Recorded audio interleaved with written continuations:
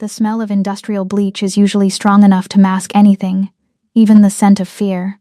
But it couldn't hide the metallic tang of freezing rain and gun oil that just walked through the front doors of the Hanbayol preschool.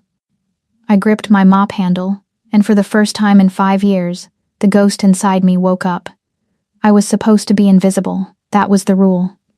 I was Kyra, the woman who scrubbed the toilets, the woman who emptied the trash, the woman drowning in $200,000 of medical debt left behind by a husband who died anyway. I was a gray smudge in the background of the Lives of Souls elite. The preschool was mostly empty. The other children had been whisked away by nannies in imported sedans hours ago, fleeing the torrential downpour that had turned the Gangnam streets into rivers. Only one child remained, Seola. She sat in the corner of the reading nook, a tiny porcelain doll with eyes too old for her 5 years. She didn't play. She didn't color. She just stared at the rain lashing against the floor-to-ceiling windows. The teachers whispered about her, the mute daughter of Kim Hyun-woo, the broken princess. I was 10 feet away, wringing out my mop into the yellow bucket, when the front glass shattered. It wasn't the wind. 3 men stepped through the broken frame. They wore tactical gear disguised as heavy raincoats, but the way they moved, efficient, scanning, predatory, gave them away instantly. They weren't burglars. They were extraction.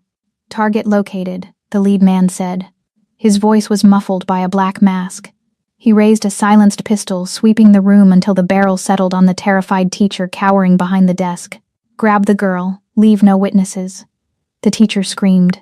Seola didn't make a sound, she just curled into a tighter ball, trembling. My heart didn't race, it slowed down. The world sharpened into high-definition clarity. The debt, the grief, the exhaustion of working 3 jobs, it all vanished. The janitor was gone. I stepped out from the shadows of the utility closet. The point man turned toward the movement, his gun swinging my way. Janitor. Down. Now. I didn't go down. I stepped forward, putting my weight into my hips. I swung the heavy wet mop head with the precision of a flail. The thick, gray strands slapped across his face, blinding him with dirty water and bleach. But it was the solid wood of the handle that did the damage. I followed the arc, driving the end of the stick into his solar plexus. The air left his lungs with a wet wheeze, and he folded. Welcome back, my dangerous dreamers. I hope you're all recovering from the holiday chaos, surrounded by wrapping paper and leftovers. Today is Boxing Day, a day for unboxing gifts. But in this story, we aren't unboxing toys or sweaters. We are unboxing the darkest secrets of Seoul's underworld. If you're watching this from the comfort of your couch, hit that like button and subscribe. Let's unwrap this mystery together.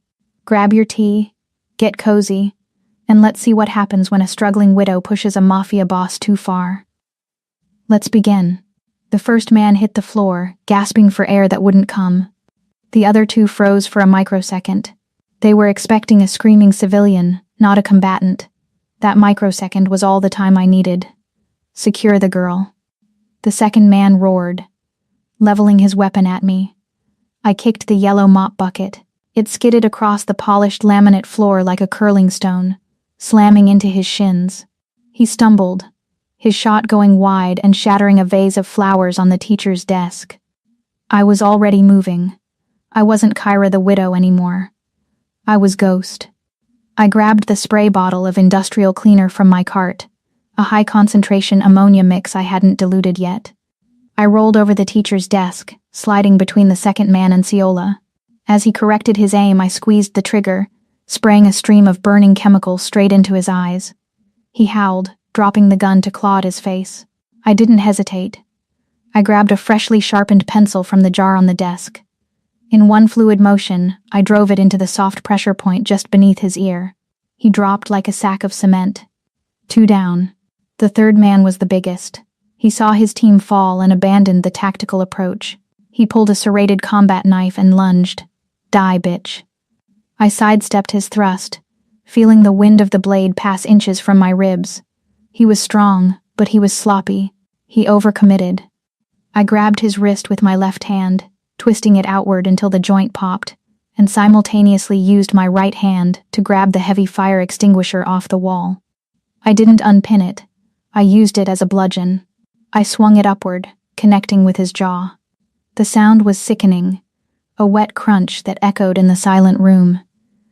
He collapsed backward, unconscious before he hit the ground. Silence returned to the classroom, heavy and suffocating. I stood there, chest heaving slightly, the red fire extinguisher still gripped in my hand. My heart rate was barely 100. I looked down at myself. My gray uniform was splattered with dirty mop water and a few specks of blood that weren't mine. I dropped the extinguisher. It clanged loudly against the floor. I turned slowly toward the corner. Ciola was looking up at me. She wasn't crying. Her dark eyes were wide, fixated on me. For years she had looked through me like I was glass. Now she was really seeing me. She saw the monster I kept chained in the dark. "It's okay," I whispered, my voice raspy. I reached out a trembling hand, realizing too late that my knuckles were bruised and bloody. "They can't hurt you." Before she could move, the sound of tires screeching outside broke the moment. Not one car. A fleet. Doors slammed. Shouting. The heavy thud of organized footsteps. The front doors, already broken, were kicked fully open. Kim Hyun-woo walked in. I had seen him in the tabloids. They called him the Dragon of Seoul. A legitimate CEO on paper. A warlord in reality. In person, the photos didn't do him justice. He was terrifyingly beautiful, dressed in a bespoke charcoal suit that cost more than my life, soaked dark by the rain. His hair was slicked back, water dripping down a face carved from granite. He held a gun at his side, but he didn't raise it. Behind him, a dozen men with submachine guns fanned out, securing the perimeter. Hyun-woo's eyes swept the room. They took in the shattered glass. The unconscious mercenary with the pencil in his neck. The man groaning on the floor with a shattered jaw. Then, his gaze landed on Ciola. He saw she was untouched. Finally, his eyes locked on me. I stood between him and his daughter, hands empty, looking like a janitor who had just walked through a war zone. I should have been cowering. I should have been begging for mercy. But the adrenaline hadn't faded. I held his gaze, chin lifted. He walked toward me. The sound of his expensive leather shoes on the wet floor was rhythmic, deliberate. His men moved to check the bodies, but Hyun-woo ignored them completely. He stepped over the man I had bludgeoned with the extinguisher as if he were nothing more than trash. He stopped inches from me. He smelled of rain, expensive cologne, and cold fury. Up close, I could see the flecks of gold in his dark irises. He was analyzing me, dismantling me with a look. He saw the way I stood. He saw the violence in my hands. He reached out. I flinched, instinctively preparing to block a strike, but he didn't hit me. His fingers, cold and rough, brushed against my cheekbone. I hadn't realized I'd taken a hit there during the scuffle, but it throbbed under his touch. His thumb grazed the swelling skin, a touch that was shockingly gentle for a man who looked like he wanted to burn the world down. "Who are you?" he murmured, his voice a low baritone that vibrated in my chest. "Just the cleaner," I said, my voice steady. He looked past me to the carnage I had created with a mop and a pencil. A dark, dangerous smirk ghosted across his lips. "No," he whispered. "You are no cleaner." He stepped closer, invading my space, his heat radiating against my damp uniform. He ignored the dead bodies, touched a bruise on my face, and said, "You saved my life's heart. Now, you belong to me." The walk from the preschool to the waiting motorcade felt like a funeral procession for my freedom. The rain had turned into a deluge, blurring the neon lights of Gangnam into streaks of bleeding color. Blue and red police lights flashed rhythmically against the wet pavement, but the sirens remained silent. That was the first sign of exactly who I was dealing with. 3 police cruisers were blocking the intersection, but the officers weren't rushing toward the preschool with guns drawn. They stood by their vehicles, arms crossed, their gazes averted as Kim Hyun-woo's men escorted me down the stairs. A sergeant nodded respectfully at Hyun-woo as we passed. They weren't here to investigate a multiple homicide. They were here to provide traffic control for the murderers. I was flanked by 2 guards who looked like they were carved from teak wood. They didn't touch me. Hyun-woo had given a subtle hand signal that forbade it. but they boxed me in. Hyun-woo walked ahead, carrying Seola in his arms. Her small head rested on his shoulder, buried in the expensive fabric of his suit. She had passed out from the adrenaline crash the moment he picked her up. He stopped at a sleek obsidian black Maybach that looked more like a tank than a car. A driver held the back door open. Hyun-woo placed Seola gently inside, then turned to me. He didn't speak. He just jerked his chin toward the interior. "Get in." My instincts screamed at me. "Run." The ghost inside my head calculated the odds. 3 seconds to throat punch the driver. 4 seconds to roll under the chassis. A 20% chance of making it to the alleyway before the submachine guns cut me in half. I didn't run. I couldn't outrun a man who owned the police. I ducked my head and climbed into the back of the beast. The door sealed shut with a heavy pressurized hiss that sucked the sound of the rain and the city away instantly. The silence inside was absolute, heavy enough to crush bone. The interior was a different world. It smelled of power. Rich, conditioned leather, aged whiskey, and the cedarwood scent of the man sitting next to me. It was intoxicating and terrifying. In contrast, I smelled like a crime scene. The sharp, nose-burning stench of ammonia and bleach clung to my hair. My uniform was damp with sweat and dirty mop water. I felt filthy, a stain on his pristine upholstery. Hyun-woo tapped the partition glass. The car began to glide forward, smooth as oil on glass. I pressed myself against the door, putting as much distance between us as the luxury cabin allowed. I stared out the tinted window as Seoul rolled by. Why didn't I just let them take her? The question was ugly, but valid. I was a janitor. I was nobody. I was supposed to be invisible. That was the only way I survived the last 5 years. I closed my eyes, and for a second I wasn't in a mafia boss's car. I was back at the kitchen table in my cramped, moldy apartment, staring at the stack of envelopes that never stopped coming. Past due. Final notice. Collections. $200,000. That was the price tag on my husband's life.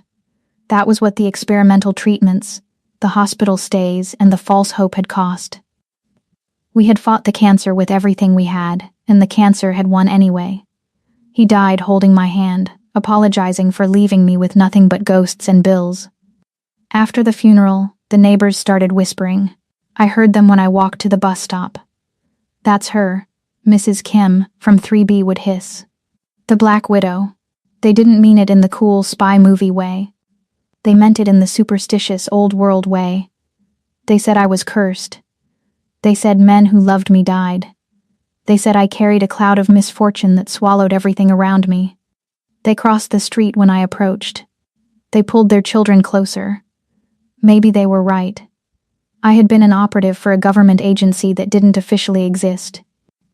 I had toppled regimes and silenced targets across 3 continents. I survived war zones. But I couldn't save the one soft, good thing in my life. So I buried the operative. I buried Ghost. I took the jobs no one wanted. I scrubbed floors until my hands were raw, trying to wash away the debt and the guilt. I became the invisible janitor. But tonight, the invisible woman had snapped a man's neck with a fire extinguisher. Drink. The single word shattered my internal spiral. I opened my eyes. Hyun-woo was holding a crystal tumbler of amber liquid out to me. His hand was steady, his eyes fixed on my profile. I hesitated, then took the glass. My hand shook slightly, not from fear, but from the adrenaline crash. I didn't drink. I just held it, the cold crystal biting into my palm. "You are analyzing the exits," he said. It wasn't a question. He was looking at his phone, scrolling through something with his thumb. Not even looking at me. "You checked the door lock mechanism 3 times in the last 4 minutes. You clocked the driver's sidearm in the reflection of the rearview mirror." He set his phone down on the center console and turned his entire body toward me. The leather creaked under his shift and weight. Who taught a janitor how to assess a tactical environment? "I watch a lot of movies." I lied. My voice was raspy, dry as sandpaper. Hyun-woo let out a short, dark chuckle. It wasn't a happy sound. It was the sound of a wolf amused by a rabbit's attempt to growl. "Movies," he repeated. He picked up a sleek black tablet from the seat pocket and tapped the screen. He slid it across the leather seat toward me. I looked down. It was a dossier. My dossier. Or rather, the dossier of the woman I was pretending to be. There was my photo, a grainy shot from my employee ID badge where I looked tired and washed out. Name, Kyra Jackson. Age, 29. Occupation, custodial staff, Hanbyol preschool. Status, widowed. Financial status, insolvent. Debt loads exceeding $200,000. Kyra Jackson. He read the name like he was tasting it, testing it for poison. Arrived in Seoul 5 years ago. Married to an English teacher who died of pancreatic cancer last year. Works 3 jobs. Sleeps 4 hours a night. Pays her creditors just enough to keep the wolves from the door. He leaned in closer. The air in the car suddenly felt very thin. That is a sad story, Kyra. A tragic story. The struggling widow drowning in debt. His eyes dropped to my hands, still clutching the whiskey glass. He looked at the bruised knuckles, the way the tendons stood out in my forearm. But sad widows do not dismantle a 3-man mercenary kill team in under 90 seconds using office supplies, he whispered. The volume of his voice dropped, but the intensity skyrocketed. I saw the bodies, Kyra. You didn't just hit them. You executed them. The pencil entry was anatomical perfection. The fire extinguisher strike, efficient. Brutal. He reached out and took the glass from my hand, setting it aside. He wanted my hands empty. He wanted my full attention. They call you the Black Widow in your neighborhood because they think you are bad luck, he murmured, his face inches from mine. I could see the pores of his skin, the faint shadow of stubble on his jaw. But they are wrong. You aren't bad luck. You are a weapon that has been rusting in a bucket of bleach. What do you want? I asked, dropping the pretense. My voice hardened, the tremble gone. If he saw the monster, I would let him see the monster. The police will file a report stating that a rival gang attempted a kidnapping and was neutralized by my private security detail, Hyun-woo said, sitting back slightly, adjusting his cuffs. You do not exist in that report. There will be no questions asked. So I'm free to go? He looked at me like I was insane. Go? Go where? Back to your basement apartment? Back to scrubbing toilets while debt collectors harass you? He shook his head slowly. You saved Ciola. That creates a debt. My debt to you. He paused, and the air charged with electricity. But you also saw my face. You saw my men. You saw the reality of who I am. And you displayed a skill set that makes you dangerous. That creates a liability. The car began to slow down. We were leaving the city center, heading up the winding private roads toward the Han River Hills, the district of the untouchables. I cannot let you go, Kyra. You know too much, and you are too valuable to be wasted on toilets. The car stopped. The lock clicked open. You aren't going to jail, he said, his voice dropping to a command that vibrated in my spine.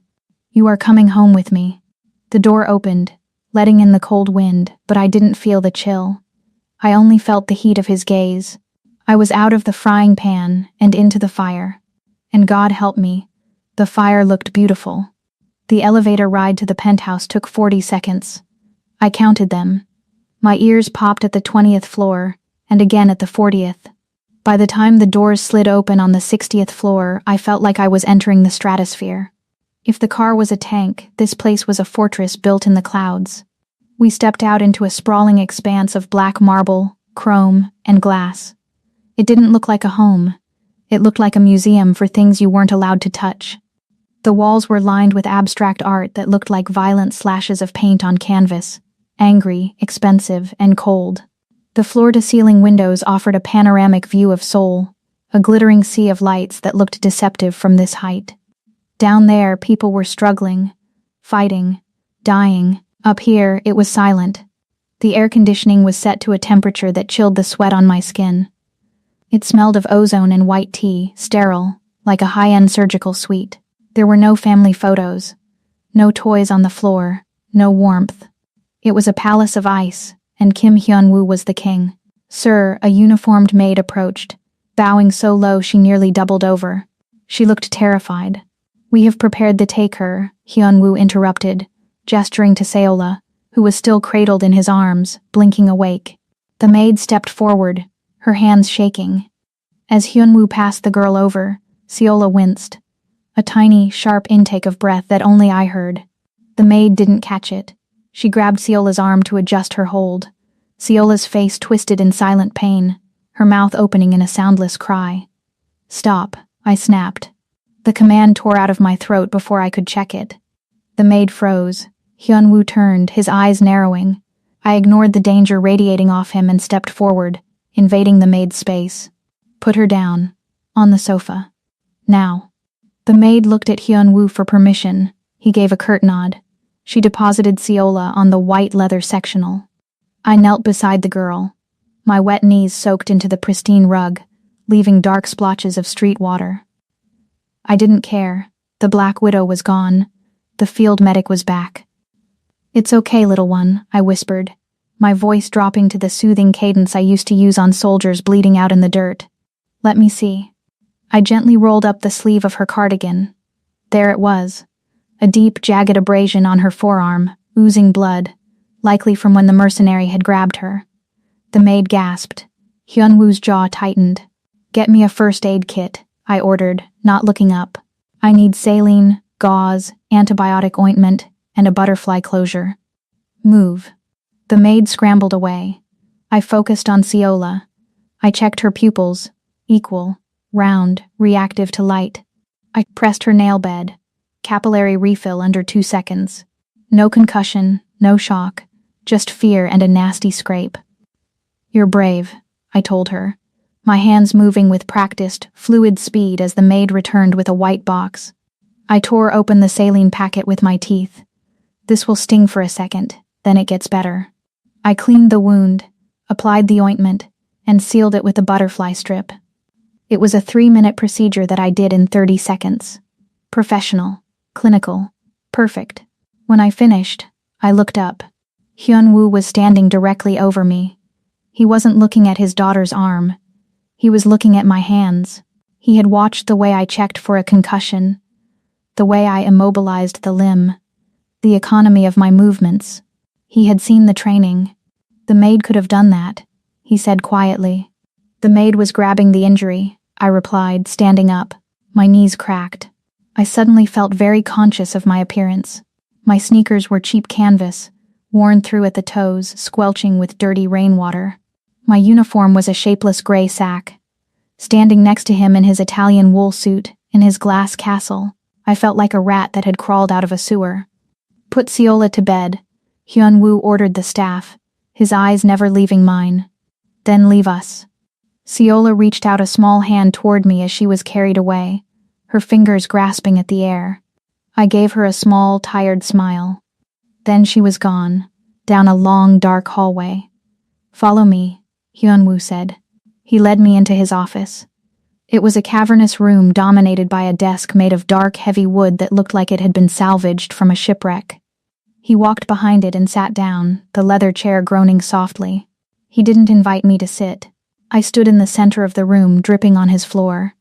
"You have medical training," he stated. "Combat casualty care?" "Something like that," I muttered. He opened a drawer and pulled out a single sheet of paper. He slid it across the desk. Then he pulled out a checkbook. "I made some calls on the ride over," he said. The sound of his pen scratching against the paper was loud in the silence. He ripped the check out and placed it on top of the document. I looked at the numbers.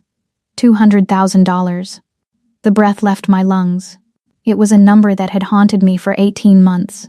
It was the weight that crushed my chest every morning when I woke up. It was the reason I ate instant noodles and walked 5 miles to work to save bus fare. "That clears the debt," he said, his voice void of emotion. "Every cent. The hospital, the funeral home, the credit cards you maxed out trying to save him." I stared at the check. It was freedom. It was a restart. "And this," he tapped the document, "is an employment contract. You will become Seola's personal mood maker, her shadow, her nanny, her bodyguard." "I'm a janitor," I whispered, my voice trembling. "You were a janitor," he corrected. "Now, you are mine." He leaned back, steepled his fingers. The pay is 10,000 a month plus room and board. You will live here. In the staff quarters. You will be with her when she wakes up, and you will be watching her door when she sleeps. I can't, I said. The words tasted like ash. His eyebrows rose. You are refusing? I am offering you a life, Kyra. I am pulling you out of the gutter. You don't understand, I said, stepping forward, desperation clawing at my throat. It's not about the money. I can't be around her. I can't be around people. Why? Because the rumors are true, I choked out. Not the magic, the reality. Everyone I love dies, Hyunwoo. Everyone I get close to gets hurt. My husband, my team, my parents. I am a magnet for death. If I stay here, if I get close to that little girl, something bad will happen. I am cursed. I meant it. I wasn't fishing for sympathy, I was giving him a warning. I was a black hole. Hyunwoo stood up. He moved around the desk, slow and predatory. He closed the distance between us until I could feel the heat radiating from his chest. I tried to step back, but my heels hit the heavy leather chair behind me. I was trapped. He looked down at me. Up close, his eyes were terrifying, abysses of control and violence. He reached out and tucked a strand of damp, dirty hair behind my ear. His fingers lingered on my neck, right over my pulse point. He could feel my heart hammering against my skin. You think you are dangerous? He asked, his voice a low purr. You think you bring death? He laughed, a dark, humorless sound that sent a shiver down my spine. Kyra, look around you. I built this empire on bones. I walk through fire every day. I eat threats for breakfast. He leaned down, his lips inches from my ear. I could smell the expensive whiskey on his breath. You are worried about your curse? You are worried that death follows you? He pulled back to look me in the eye. His expression was pure arrogance, the look of a god who had forgotten what it meant to bleed. I am the dragon of soul, he whispered. Death works for me. He grabbed my hand, the one with the bruised knuckles, and pressed the pen into my palm. Sign the paper, Kyra. Stop running. You are in the safest place on earth, because you are in the devil's house. I looked at the check. I looked at his hard, beautiful, terrifying face. I looked at the pen in my hand. I was selling my soul. I knew it. But the ghost inside me was tired of running, and the woman inside me was tired of starving. I took the pen. I bent over the desk, the water from my clothes dripping onto the expensive wood, and I signed my name. Good, Hyunwoo said, watching the ink dry. Welcome to hell. The first thing to go was the smell. A maid with a face like stone took my gray uniform, my worn-out sneakers, and even my underwear. She threw them into an incinerator chute in the laundry room. I watched them disappear. The bleach, the sweat, the memories of the preschool floor. It should have felt liberating. Instead, it felt like I was being skinned. I was scrubbed, polished, and reconstructed. I stood in front of a mirror that was taller than my old apartment, staring at a stranger. The woman in the glass wore a cream-colored cashmere sweater that cost more than my car, and loose, flowing silk trousers that whispered when I moved. I looked soft. I looked harmless. I looked like a mother. But under the cashmere, my muscles were still coiled tight. Under the silk, my skin was still mapped with the faint white lines of old knife wounds and shrapnel scars. I felt like a wolf wrestled into a sheep costume. It was itchy. It was a lie. Dinner is served, the maid announced, her eyes avoiding mine. I followed her to the dining room. It was a cavernous hall dominated by a table long enough to land a plane on. At the far end, framed by the darkness of the city skyline outside the window, sat Kim Hyun-woo. He didn't stand when I entered. He just watched. I sat at the opposite end, 10 feet of polished mahogany between us. The silence was heavy, pressurized. It wasn't the comfortable silence of companionship. It was the silence of a predator assessing a new element in its territory. A server placed a plate in front of me. Filet mignon, medium rare. Truffle mash. Glazed asparagus. The smell hit me like a physical blow. Rich, savory, fatty. My stomach gave a treacherous growl that echoed in the quiet room. I hadn't eaten a real meal in 2 days. I had been surviving on vending machine crackers and adrenaline. I picked up my fork. I tried to be elegant. I tried to mimic the way he held his silverware, loose and aristocratic. But the moment the meat hit my tongue, the animal took over. I ate fast, efficiently. I didn't savor, I consumed. It was a habit from the field, and a habit from poverty. Eat while there is food, because you don't know when it will come again. Hyun-woo didn't eat. He held a glass of dark red wine, swirling it slowly. His plate was untouched. He watched my throat work as I swallowed. He watched my hands grip the fork. His gaze was physical, a tactile weight on my skin. He wasn't disgusted by my hunger, he was fascinated by it. "You eat like you are running out of time," he said, his voice cutting through the clinking of my cutlery. I paused, wiping a speck of sauce from my lip. I usually am. He took a sip of wine, his eyes dark over the rim of the glass. "You aren't running anymore, Kyra. You are sitting still. Can you handle that?" "I don't know," I admitted.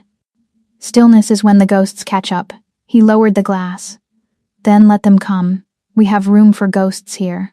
The meal ended as abruptly as it began. He stood up, buttoned his jacket, and left without a word. I was left alone with the empty plates and the lingering scent of his cologne, cedarwood and rain. Night in the penthouse was different than night in the city. In my old apartment, night was noisy. Sirens, drunk neighbors, the hum of the refrigerator.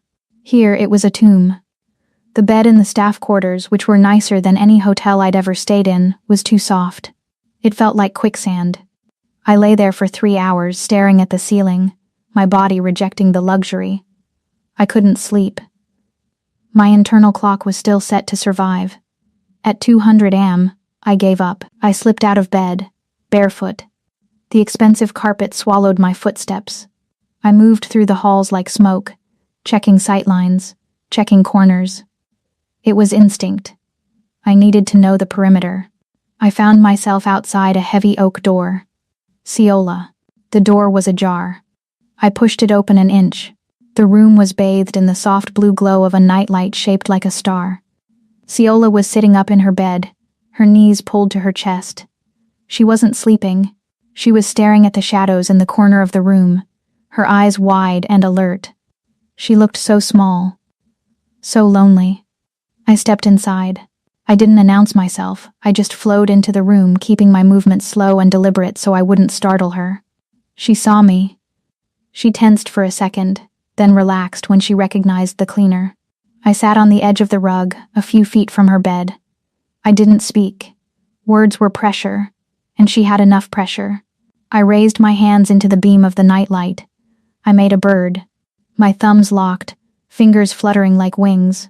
I made it fly across the wall, dipping and diving. Ciola watched, mesmerized. I changed the shape. I made a dog. I made it bark silently, opening and closing my thumb. Then, I tried to make a rabbit, but my fingers were stiff from gripping the mop handle for years, and my coordination slipped. The rabbit's ears twisted, and it ended up looking like a lopsided blob with a broken neck.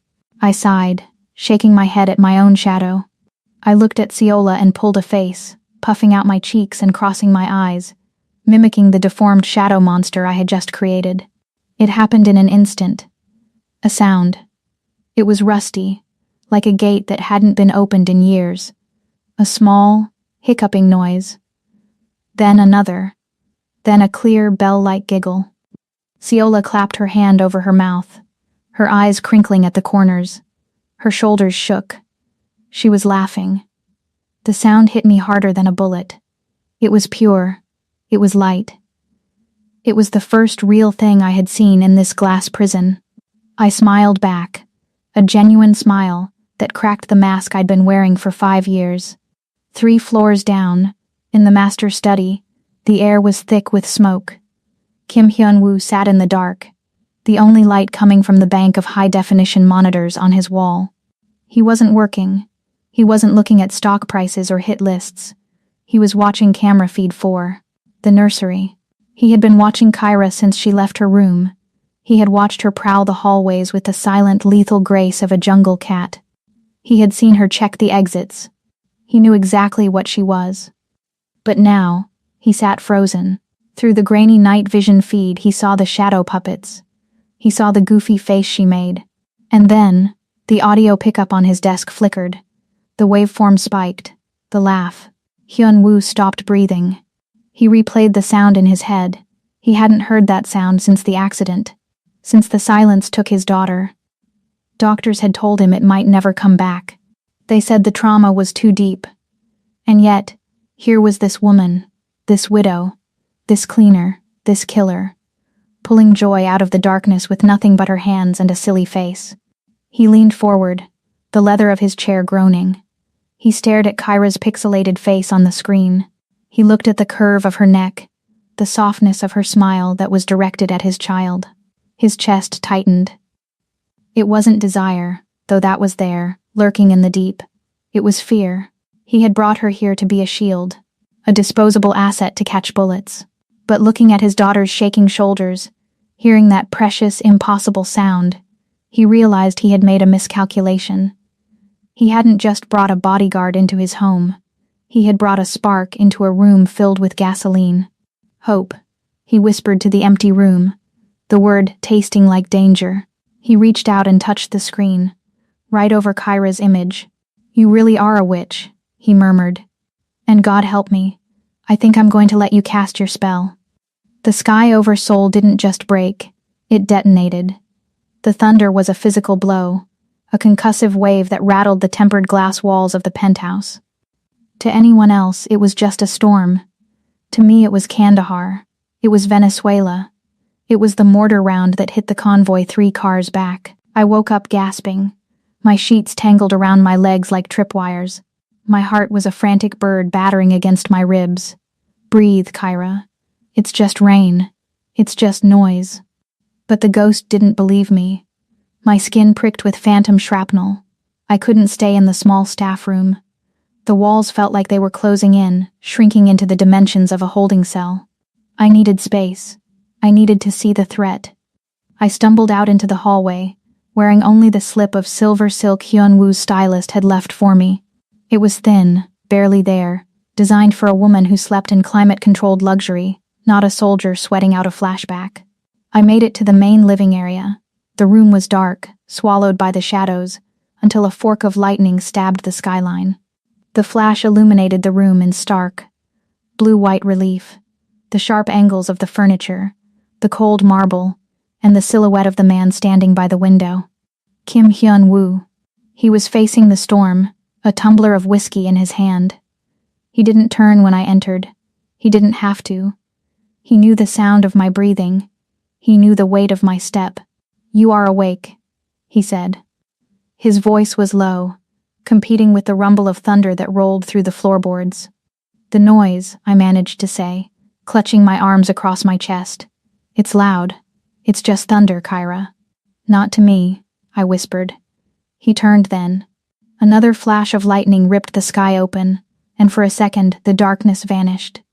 The light hit me. The silk of my nightgown was translucent in the harsh glare, clinging to the sweat on my skin. And in that merciless strobe light, my secrets were laid bare. I saw his eyes widen. He wasn't looking at my curves. He was looking at my right shoulder. The silk strap had slipped. Exposed on my skin was a knot of twisted, ugly tissue. A keloid scar the size of a fist where a sniper's bullet had shattered my scapula 5 years ago. It was jagged, raised, and white against my skin. A map of violence. He set his glass down on the side table with a sharp clink. He walked toward me, the predator approaching the wounded animal. I should have covered myself. I should have pulled the strap up. But I was frozen, pinned by the storm outside and the storm inside his eyes. He stopped inches from me. I could smell the peat of the whiskey, the ozone of the storm, and the heat radiating from his body. He reached out. His fingers were cool, dry. He didn't touch my face. He touched the scar. His thumb traced the ridge of the old wound, a slow, deliberate caress that sent a jolt of electricity straight to my core. It wasn't sexual, yet it was the most intimate thing anyone had done to me in years. He was reading my history in Braille. "Who did this to you?" he asked. His voice was a dangerous rumble, darker than the thunder. A job, I breathed, my voice trembling. A long time ago. A job that went wrong. This is not a work accident, Kyra, he murmured, his eyes locked on mine. This is war. This is torture. His hand slid from my shoulder to my neck, his thumb resting against the erratic pulse in my throat. You have so much pain trapped in this small body. I'm not the only one, I countered. The whiskey on his breath was intoxicating. You stand in the dark drinking alone. You don't sleep either. Hyunwoo's jaw tightened. He moved his hand, guiding my fingers to his own chest, right over his heart. Beneath the crisp white dress shirt, I felt the hard muscle, but I also felt something else. Ridges. The unnatural texture of skin that had been melted and reformed. Fire, he whispered. 5 years ago. The same fire that took my wife. The same fire that took Ciola's voice. I traced the shape of the burn through the fabric. It wrapped around his ribs, a dragon of scar tissue hidden beneath the suit of a king. We are the same, he said, stepping closer. He was so close now that his thighs brushed against mine. The friction burned. The air between us was thick, heavy with the pressure of the storm and the undeniable, magnetic pull of two people who recognized the wreckage in each other. He leaned in. His eyes dropped to my lips. My breath hitched. I tilted my head back, surrendering to the gravity. I wanted him to kiss me. I wanted him to erase the sound of the artillery with the taste of whiskey and power. I felt his breath on my mouth. I closed my eyes, waiting for the collision. The thunder cracked again, shaking the building. Hyunwoo froze. He pulled back. Not far, just an inch. But that inch felt like a canyon. He looked at me, his eyes blown wide, his pupils dilated black. He looked like a man starving to death who had just pushed a banquet table away. His chest heaved once, a sharp intake of air, as if he was struggling to regain control. He dropped his hand from my neck. The loss of contact left my skin cold. Go to sleep, Kyra, he rasped, his voice rough, like gravel grinding together. He turned his back on me, facing the window and the chaos outside once more. He picked up his glass, his knuckles white around the crystal. Go, he commanded, softer this time, but with a steel edge. Before I forget that you are an employee, and before I do something that neither of us can survive. The dress was blood red. It lay on the bed like a pool of spilled wine, shimmering under the chandelier. It was backless, sleeveless, and had a slit that ran up to my hip. A stylist had brought it along with a pair of heels that looked like torture devices made of diamonds. I picked it up. The silk was heavy, cool to the touch. It was beautiful. It was a masterpiece. But I wasn't looking at the fashion. I was looking at the physics. I turned the fabric inside out. Reinforced seams. Good. It wouldn't rip if I had to tackle a man to the ground. The skirt was loose enough for a roundhouse kick. The bodice was tight, minimizing drag. I slipped it on. It fit like a second skin, clinging to every curve, highlighting the muscle definition I usually hid under baggy sweats. I lifted the heavy skirt. On my left thigh, stark against my skin, was a black neoprene garter. I slid a 4-inch ceramic blade into the holster. It was non-metallic, undetectable by the wands at the security checkpoint. I wasn't a Cinderella going to the ball. I was a gladiator entering the arena. When I walked out into the foyer, Kim Hyun-woo was waiting. He was adjusting his cufflinks, staring into the middle distance. He wore a tuxedo that was midnight blue, cut so sharp it could draw blood. He turned when he heard my heels click on the marble. His hands stilled. His eyes swept over me, starting at the floor and dragging slowly up to my face. He didn't smile. He didn't offer a compliment. He just stared, his expression darkening, his pupils expanding until his eyes were almost entirely black. Red, he murmured, walking toward me. The color of warning, and the color of the target, I replied. My voice steady despite the way my heart hammered as he entered my personal space. If they're looking at me, they aren't looking at you. He stopped in front of me. He reached out, his hand wrapping around the back of my neck, his thumb resting on the pulse of my throat. Let them look, he whispered, his voice possessive, heavy with a heat that made my knees weak. But if anyone touches, I will burn the city down. The gala was held at the Grand Hyatt. It was a charity event for underprivileged youth, which was ironic, considering the diamond necklace on the woman in front of me cost enough to build 3 schools. The moment the valet opened the door of the Maybach, the world exploded into flashes. Flash. Flash. Flash. It was a strobe light nightmare. The paparazzi screamed Hyunwoo's name. They surged against the velvet ropes like zombies. Hyunwoo stepped out first. He buttoned his jacket, scanned the crowd with a look of utter boredom, and then reached a hand back for me. I took it. His grip was iron. He pulled me out, tucking my hand into the crook of his arm. He didn't just guide me, he anchored me. "Smile, Kyra," he whispered through his teeth, waving at a camera. "You are the woman who captured the dragon. Look triumphant." I didn't smile. I gave the cameras the cool, detached look of a woman who was bored by their adoration. Inside, I was scanning every face. Suit at 3 o'clock reaching into his jacket. Phone, clear. Waiter at 9 o'clock moving too fast. Tray, clear. We moved through the gauntlet and into the ballroom. It smelled of expensive champagne, heavy perfume, and lies. The room was filled with the sharks of Seoul, politicians, tech moguls, and the mobsters who funded them both. They all smiled with too many teeth. "Keep your back to the wall when you can," I whispered to Hyunwoo as we accepted 2 flutes of champagne from a passing server. "Relax," he murmured, taking a sip.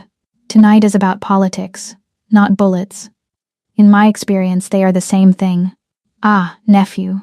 The voice was oily, slick with false cheer. We turned. A man was approaching us. He was short, balding, with a face that looked like soft dough. He wore a tuxedo that was slightly too tight, straining at the gut. But his eyes were reptilian, cold, dead, and sharp. "Director Choi." "The snake." "Director Choi," Hyunwoo said. The temperature in the immediate vicinity seemed to drop 10 degrees. Hyunwoo didn't bow. He barely nodded. "I didn't think you'd show," Choi said, his gaze flicking to me. He licked his lips. It was a grotesque, unconscious tick. "I heard you were having domestic troubles. A sick child?" "Seola is fine," Hyunwoo said, his voice flat. Good, Choi smirked. He stepped closer, invading our space.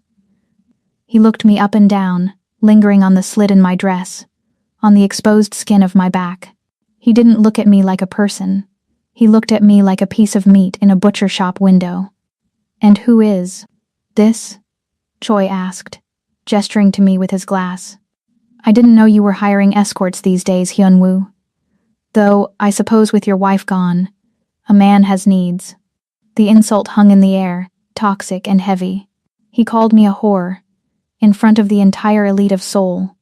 I felt my muscles coil. I calculated the distance.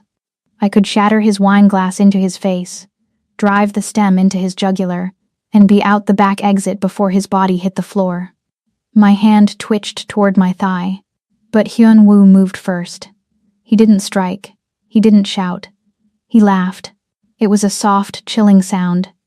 He took half a step forward, placing his body partially in front of mine, shielding me. He leaned down, bringing his face close to Choi's ear, but he spoke loud enough for the circle of eavesdroppers to hear. "Careful, uncle," Hyunwoo said, his voice silky and terrifyingly pleasant. "You are confusing your cheap instinct with my expensive taste." Hyunwoo's hand slid from my arm to the small of my back. His fingers splayed out, pressing warm and heavy against my bare skin. It was a claim, a brand. "This is not an escort," Hyunwoo continued, his eyes locking onto Choi's.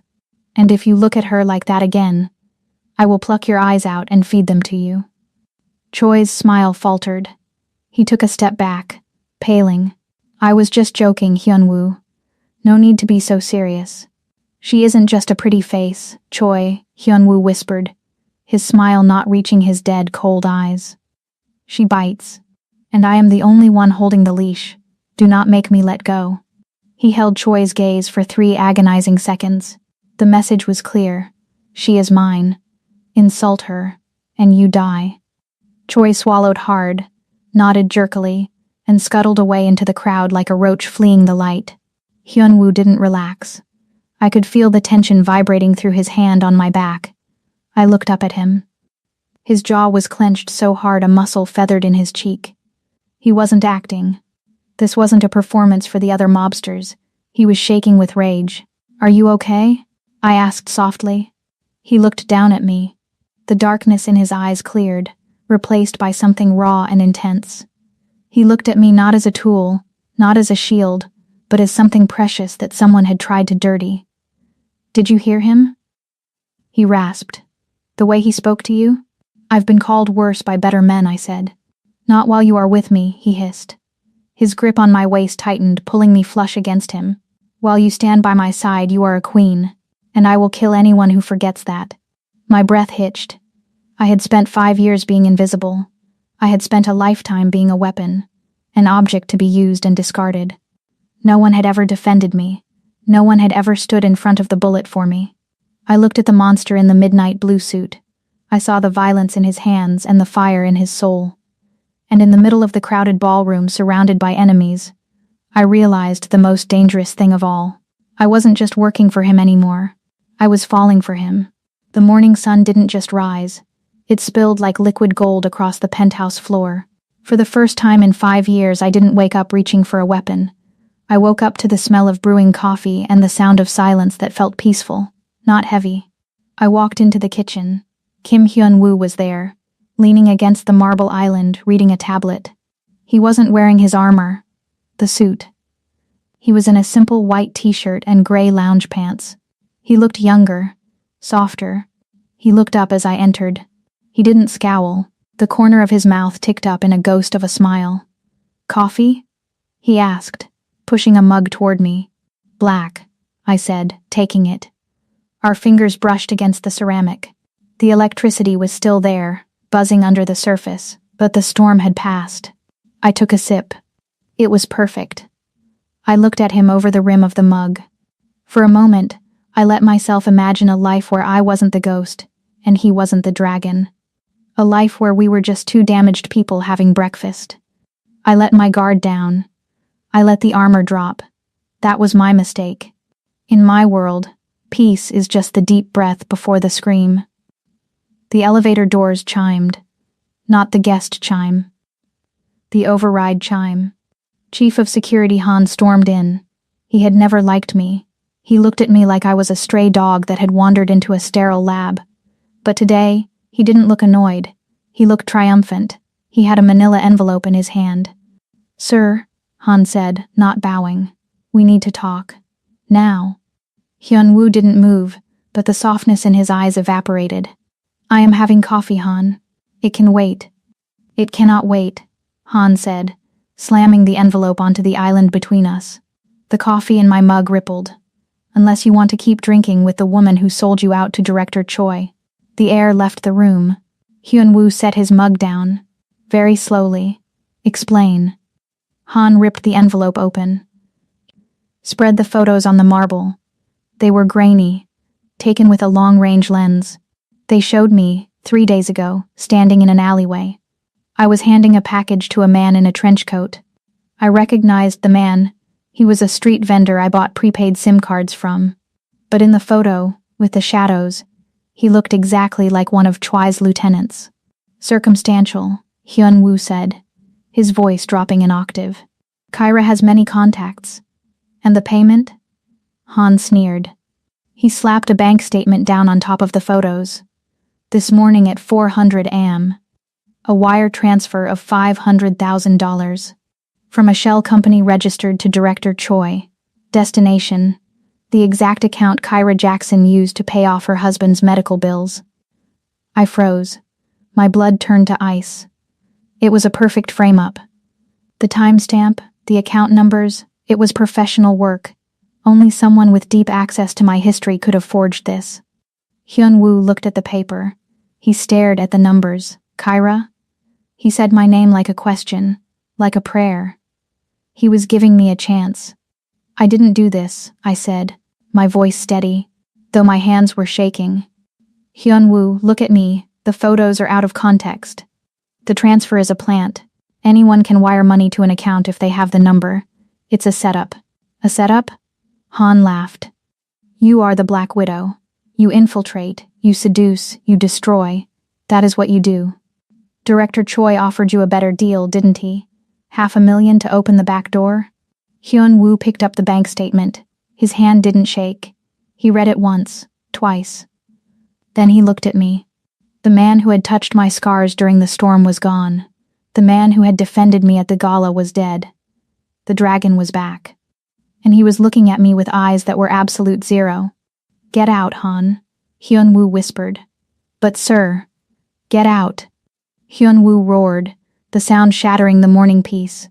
Han bowed and retreated to the elevator, a smug smirk plastered on his face. We were alone. Hyun-woo walked around the island. He moved with a terrifying calm. He stopped 2 feet from me. I let you in, he said softly. I let you touch my daughter. I let you see my scars. Hyun-woo, please, use your head. If I wanted to kill you, you'd be dead. Why would I take a wire transfer that could be traced? Because you are arrogant, he spat.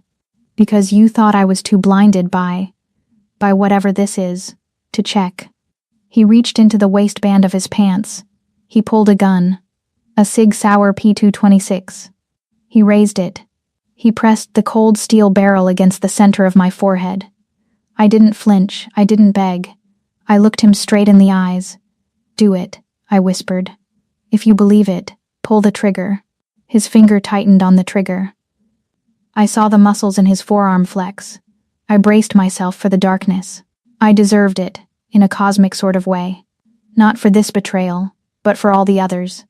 But the shot didn't come. His hand began to shake, a micro-tremor. His eyes were glassy, swimming with a mixture of rage and agonizing heartbreak.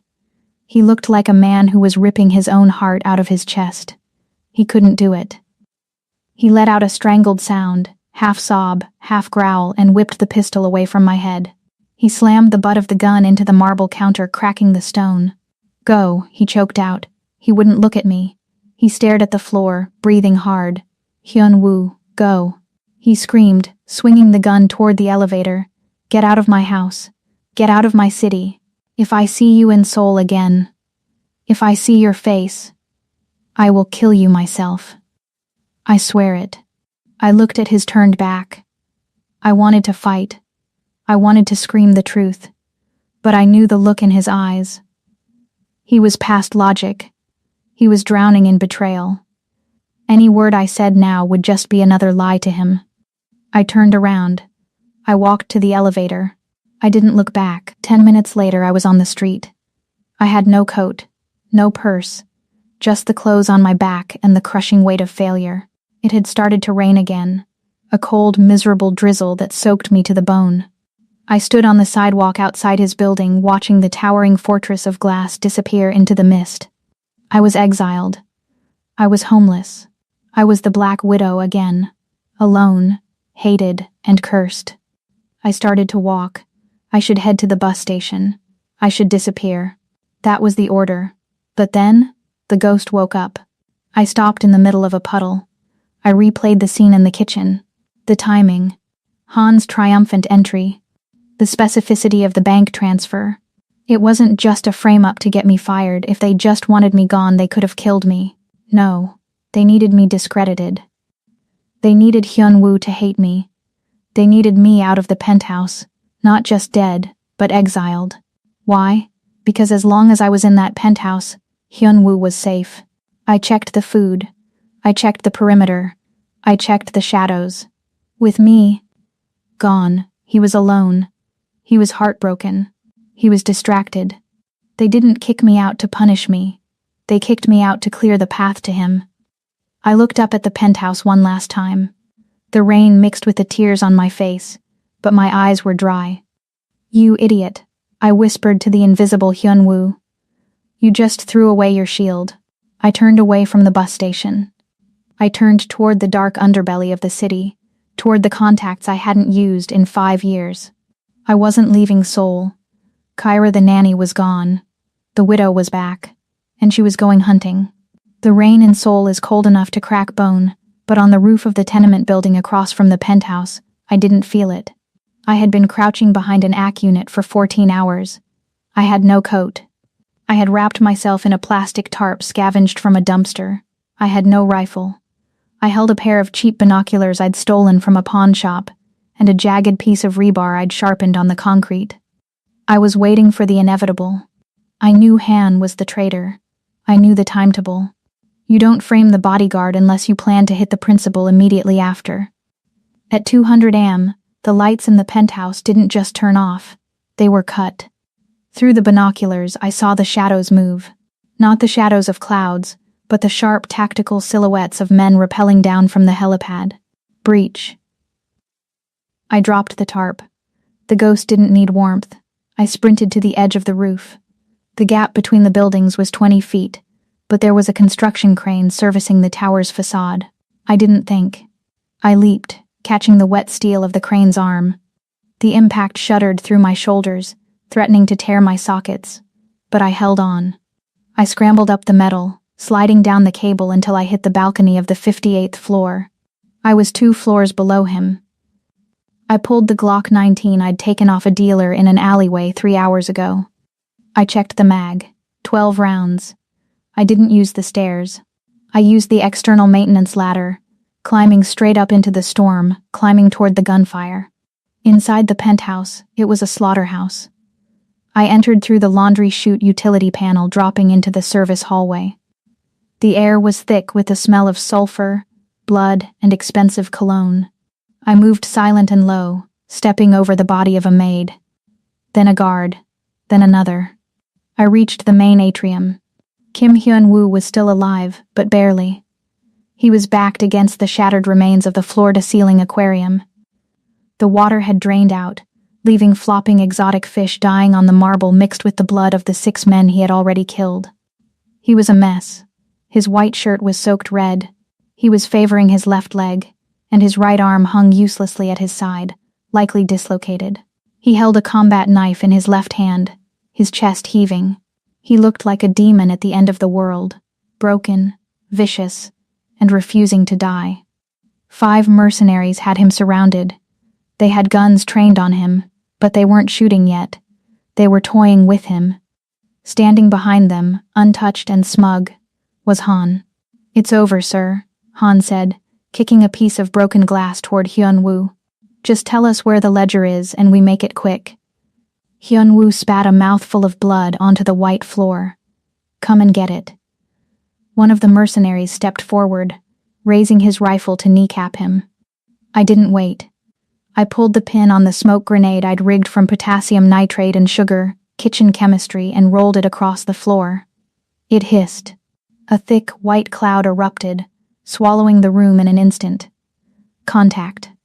Han screamed. Fire. They fired blindly into the smoke. Bullets chewed up the walls, the furniture, the art. But I wasn't where they were shooting. I was already moving through the gray haze. I was the ghost. This was my element. I slid behind the first mercenary. I didn't waste a bullet. I slashed his hamstring with the rebar shiv, bringing him to his knees, and put a single round through the base of his skull. The second man turned. I used the falling body of the first as a shield, shoving it into him. As he stumbled, I fired twice. Double tap to the chest. 3 down. The smoke was clearing. The remaining 2 mercenaries panicked. They spun around, looking for the threat. I stepped out of the haze, 5 feet from Hyun-woo. One mercenary raised his weapon at me. I threw the empty gun at his face, a distraction, and closed the distance. I drove the rebar into his throat. He gurgled and dropped. The last mercenary, the biggest one, lunged at me with a knife. I sidestepped, grabbed his wrist, used his own momentum to flip him over my hip and snapped his neck before he hit the ground. Silence crashed back into the room. Han was gone. He had fled the moment the smoke popped. Coward. I stood there, chest heaving, covered in the blood of men who weren't me. I looked at Hyun-woo. He had slid down the wall, sitting in the water and glass. He was staring up at me with wide, shocked eyes. He looked at the bodies. He looked at me. "I told you to leave," he rasped, his voice wet with pain. "I told you I would kill you." I walked over to him. I holstered the knife. I reached down and grabbed his good arm, hauling him to his feet.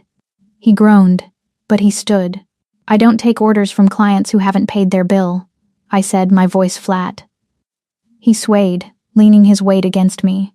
His blood soaked into my wet clothes, warm and sticky. He looked at my face, searching for the betrayal, searching for the lie. He found only the truth. Kyra, he whispered, you came back. I never left, I replied. I was watching. I looked around the devastated room. The silence was wrong. It was too quiet. Where is she? I asked. The dread hit me harder than the cold.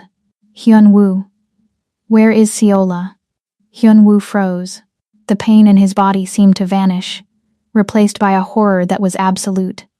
He looked toward the hallway leading to the bedrooms. The door was kicked in. Han. He choked out. While I was fighting them, Han went to the back. I ran to the hallway. I didn't need to go all the way to the room. I saw the stuffed rabbit lying in the middle of the corridor, face down. Gone. I walked back to the atrium. Hyun-woo was staring at his hands, trembling. The dragon was broken. They took her, he whispered. They took my heart. I walked up to him. I grabbed his face with both hands, forcing him to look at me. I smeared blood on his cheek, but I didn't care. Listen to me, I commanded. We don't have time to bleed. And we don't have time to grieve. I picked up a discarded submachine gun from the floor. I checked the chamber. Full. I slapped it into his chest. He grabbed it instinctively. Han thinks he has leverage, I said, my voice turning into the cold, metallic tone of the operative I used to be. He thinks he has won because he has the girl, but he forgot one thing. What? Hyun-woo asked, a flicker of light returning to his dead eyes. He forgot that he didn't just steal a Mafia princess, I said, racking the slide of my own weapon. He stole my kid. I turned toward the elevator. Get up, dragon. We're going hunting. The Incheon dock smelled of brine, diesel, and rot.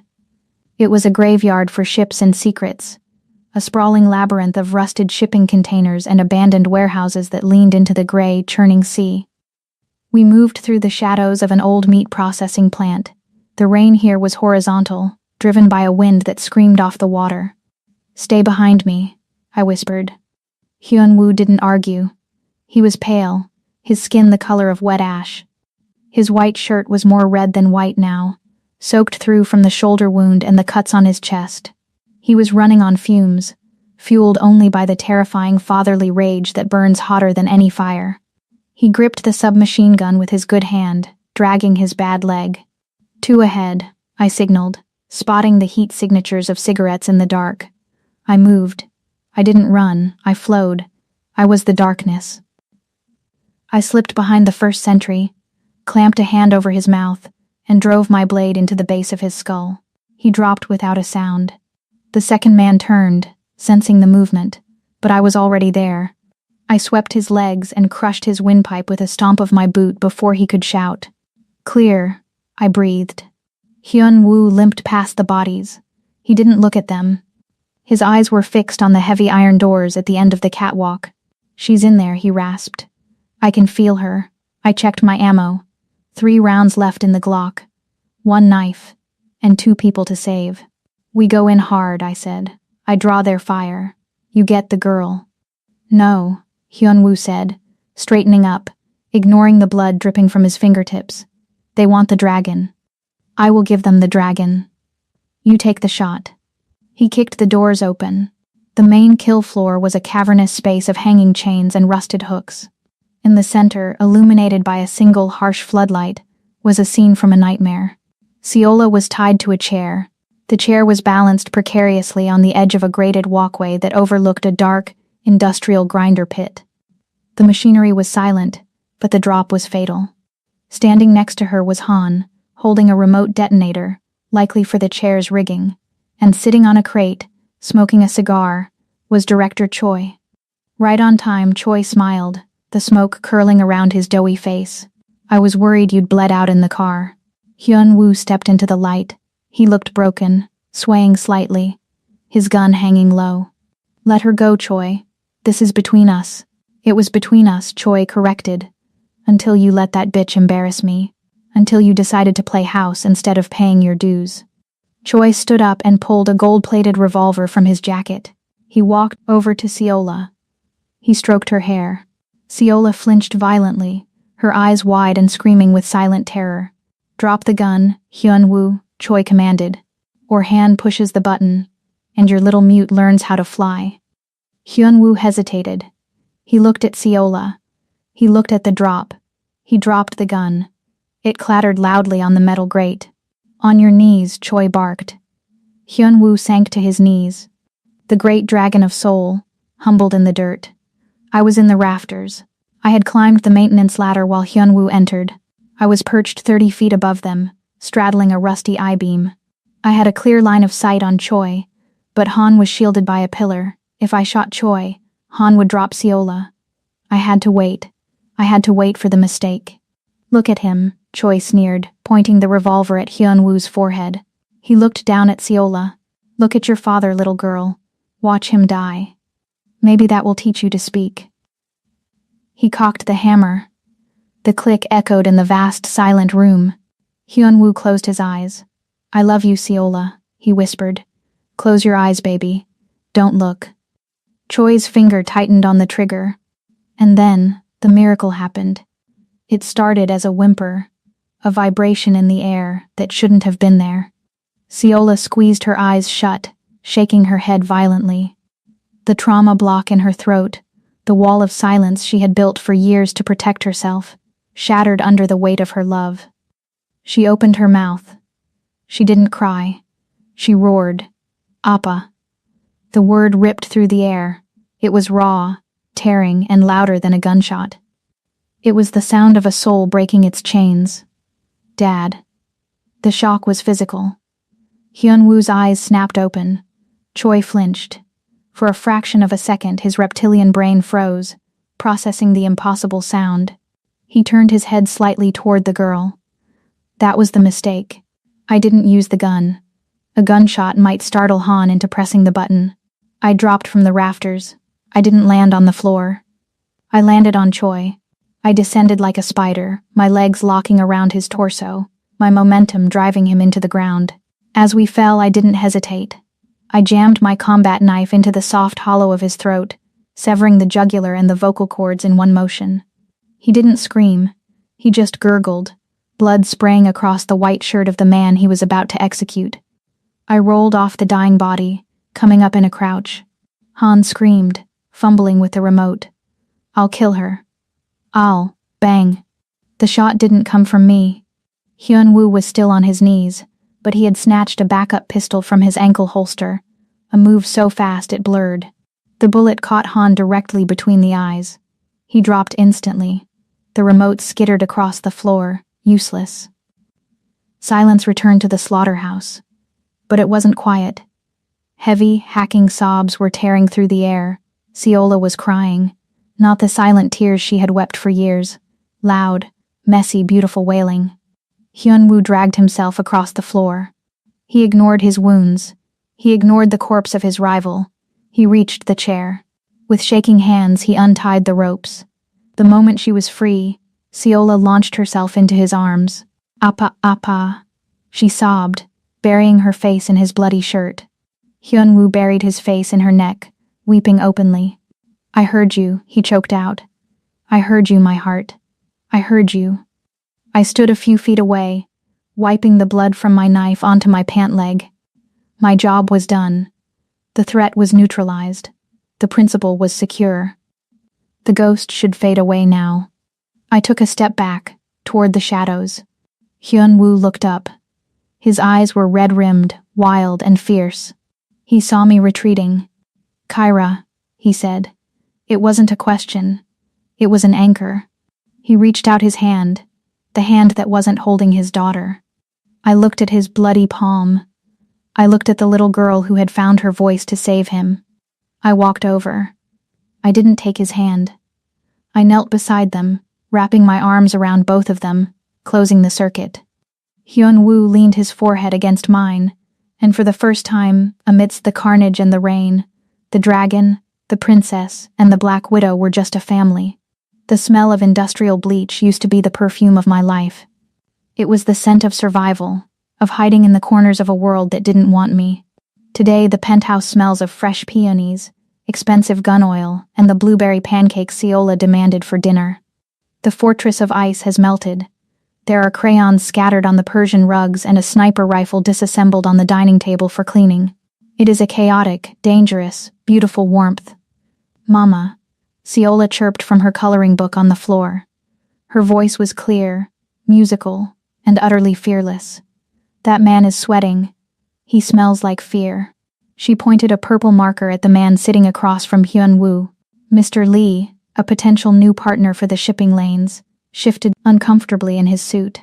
He looked at Ciola, then at me with a sneer of dismissal. "Cute kid," Lee grunted, turning his back to me to address Hyun-woo. "But maybe the women should leave the room, Kim? We have serious numbers to discuss. I don't need a nanny and a mute listening in." The room went dead silent. 6 months ago, Hyun-woo would have ripped this man's throat out for disrespecting me. Today, he didn't move. He just leaned back in his leather chair, crossed his legs, and smirked. He knew he didn't need to protect me anymore. I walked over to Mr. Lee. My heels clicked rhythmically on the marble. A countdown. I didn't pour him a drink. I leaned down, bringing my lips inches from his ear. "Ciola isn't mute, Mr. Lee," I whispered, my voice silky and lethal. "And I'm not a nanny." I reached out and picked up the heavy crystal ashtray from the table. I weighed it in my hand, letting him see the scars on my knuckles, the calluses from the trigger guard. "I'm the woman who killed Director Choi in a slaughterhouse," I purred. "I'm the woman who cleared this building of 10 mercenaries while wearing a cocktail dress. So, you have 2 choices. You can apologize to my daughter and sign the deal at the rate my husband offered, or I can show you exactly how many ways I can use this ashtray to turn your face into a memory." Lee looked at Hyun-woo for help. Hyun-woo just checked his watch. "I'd listen to her, Lee. She has a terrible temper." Lee turned pale. He mumbled a hasty apology to Ciola, signed the papers with a shaking hand, and practically ran to the elevator. When the doors closed, Hyun-woo stood up. The look in his eyes wasn't just love, it was hunger. It was the look of a king watching his queen conquer. He walked over to me, took the ashtray from my hand, and replaced it with a small velvet box. Inside wasn't a diamond. It was a band of black platinum, heavy, indestructible, and lined with crimson rubies. "No more contracts," he said, sliding it onto my finger. "No more debts. You aren't just my wife, Kyra. You are my partner, my equal." I looked at the ring. Then I looked at the city sprawling below us, the lights, the shadows, the empire we ruled together. I smiled, and the ghost smiled with me. "I used to clean up the trash," I said, looking out at Seoul. "Now, I own the city."